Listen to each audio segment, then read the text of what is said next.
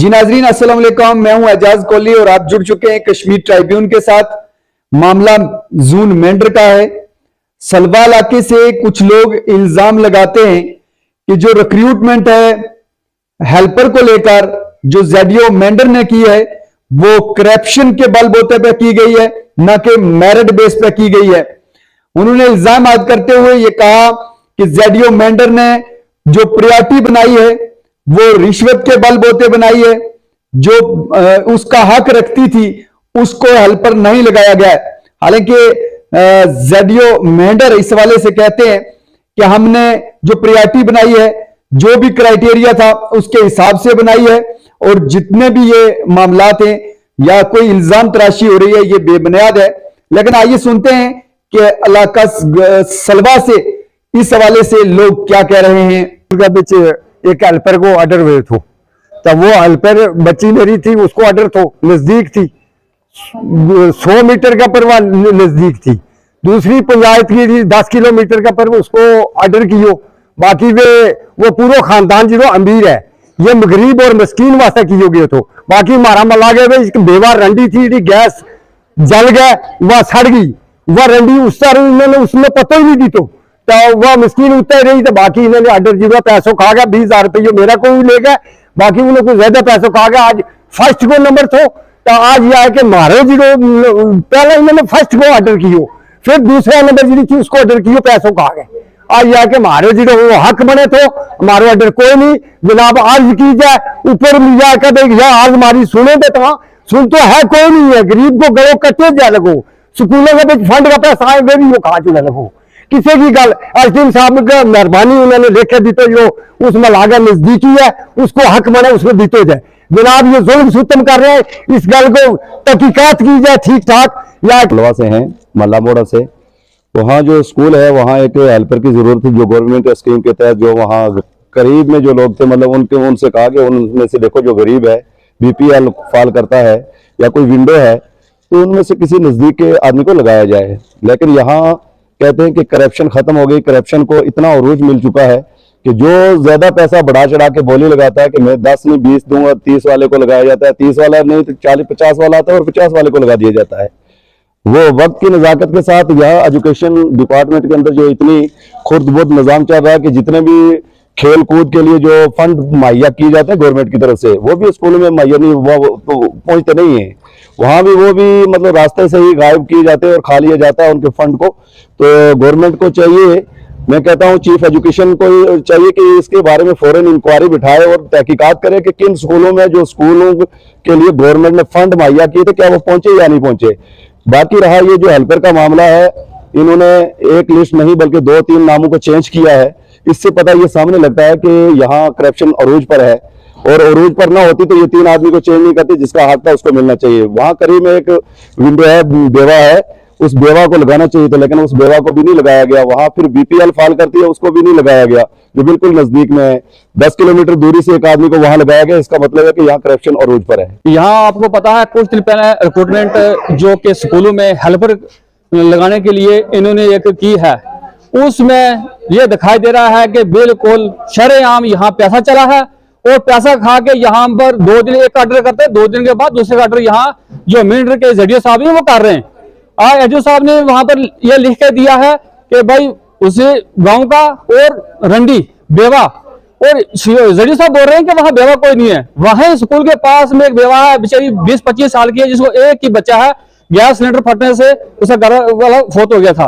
तो हम दिखाते हैं कि है वहां पर कोई बेवा या नहीं है। दूसरी बात स्कूलों का जो पैसा आ रहा है, जो इस टाइम पर सब स्कूल में पैसा आया है, किसी में 20,000, 30,000, 35,000, उनमें से ये वहां पर 5-6 हजार रुपया या 2,000 का वहां सामान बेचते हैं स्कूल में बच्चों का, बाकी कुछ पूरा पैसा हड़प कर रहे हैं। यहाँ इस पर किया कि कोई टीम बैठाई जाए, इंक्वायरी की जाए, सीओ पहुंच और डीसी साहब पहुंच से हम रिक्वेस्ट कर रहे हैं। और इस चीज का कि ये मेंढर जो जेडीओ साहब है इसके बातों पर मत छोड़ो, ये जो मुलाजिम लगा रहे हैं या स्कूल का जो फंडिंग दे रहे हैं इस पर कोई बोर्ड बैठा जाए और बोर्ड से क्लियर कर जाए, इंक्वायरी की जाए।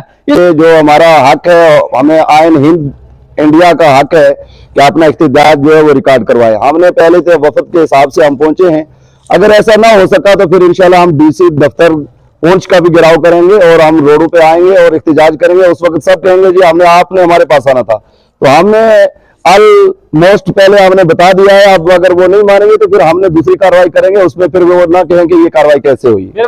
जी नाजरीन, आपने सुना कि अवाम सलवा साफ तौर पर जेडीओ मेंढर पर यह इल्जाम आयद कर रही है कि उन्होंने जो स्पोर्ट्स का सामान है उसमें भी जो है गड़बड़ी की है, वो भी प्रॉपर तरीके से स्कूलों में नहीं गया है। हालांकि ये एक इंक्वायरी का विषय है कि क्यों जो सामान है वो स्कूलों में क्यों नहीं गया है।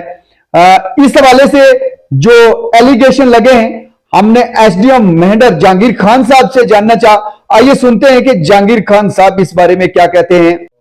ये जो हेल्पर्स की एंगेजमेंट है स्कूल्स में करनी थी, ये इस ज़मन में एक एप्लीकेशन मेरे पास आई थी सलवा की कि कुछ बाहर आउट ऑफ द वार्ड या आउट ऑफ द विलेज जो कुछ कैंडिडेट्स को कंसीडर किया जा रहा है। इस ज़मन में मैंने जेडीओ मेंढर को लिखा भी था और उनसे फ़ोन पे भी बात की थी। मैंने उनको भी यही दिया था इंस्ट्रक्शन कि as per rules, as per instructions of the government जो है वो एंगेजमेंट हेल्पर्स की जाए। एनी हाउ जो एंगेजमेंट हुई है, अगर किसी का इस पे एतराज है तो हम देख लेंगे, जेडीओ साहब से रिपोर्ट सीख कर लेते हैं क्या मोस्ट जेन्युइन बंदा लगा है उसमें या कुछ जो है वो बाहर से कोई बंदे को लगाया है। सच हम उस पे ये रिपोर्ट ले लेंगे। एक्शन के एलिगेशन लग रहे हैं, उसके बारे में कुछ बात नहीं कहूंगा जब तक कि किसी चीज का प्रूफ नहीं है हमारे पास या किसी चीज के बारे में हमें पता नहीं है, हम क्यों बात करेंगे उसके बारे में। आइए सुनते हैं कि इस हवाले से जेडीओ मेंढर क्या कह रहे हैं। सर बात यह है कि स्ट्रिक्टली विलेज वाइज हमने ये पैनल बनाए और मेरी कमेटी में 6 लोग हैं और ये पैनल 3 बार हमारा जो है ये सीओ साहब के पास गया, उन्होंने इसकी स्क्रीनिंग की और बहुत सारे लोगों ने कंप्लेंट्स की डीसी साहब के पास, एसडीएम साहब के पास।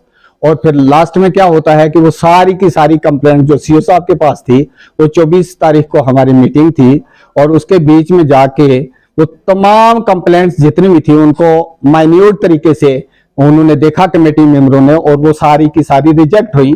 हमने स्ट्रिक्टली एज पर नॉर्म्स जो है वो हमने क्या किया, पैनल बनाया। और जो ये कंप्लेंडर है इसकी जो एक बच्ची है वो 4 नंबर पे फॉल करती है, 4 नंबर पे फॉल करती है क्योंकि हमारे पास जो फॉर्म लगे थे वो लगे थे वो 4 के 5 फॉर्म लगे, मुझे एग्जैक्ट पता नहीं, मैं फाइल देके बताता हूं।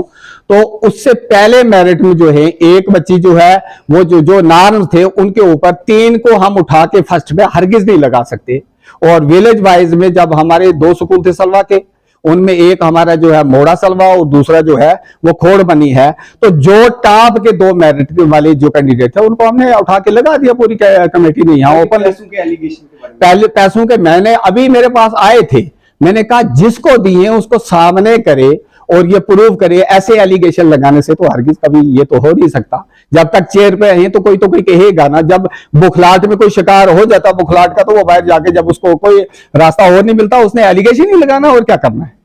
आपने सुना कि किस तरीके से आज पूरी तरीके से जेडीओ मेंढर इस बात को नकार रहे हैं कि जो भी रिक्रूटमेंट हुई है वो जो भी क्राइटेरिया था उसके हिसाब से हुई है। लेकिन एक बड़ा सवाल कि अगर ये रिक्रूटमेंट हुई, इसका नोटिफिकेशन है जो वो कहीं भी प्रिंट मीडिया, इलेक्ट्रॉनिक्स मीडिया में नजर क्यों नहीं आया? क्यों इस रिक्रूटमेंट को है जो बंद कमरे में किया गया? ये एक बड़ा सवाल है। अगर आज इल्जाम लग रहे हैं तो उसके पीछे सबसे बड़ी वजह यही है कि जो रिक्रूटमेंट की नोटिफिकेशन थी वो कहीं ना कहीं छुपाई गई है, जिसका लोगों के बीच आक्रोश है। जी नाजरीन, किसी और रिपोर्ट के साथ मैं फिर हाजिर होता हूं। तब तक के लिए अपने मेजबान एजाज कोहली को इजाजत दीजिए। अल्लाह हाफिज।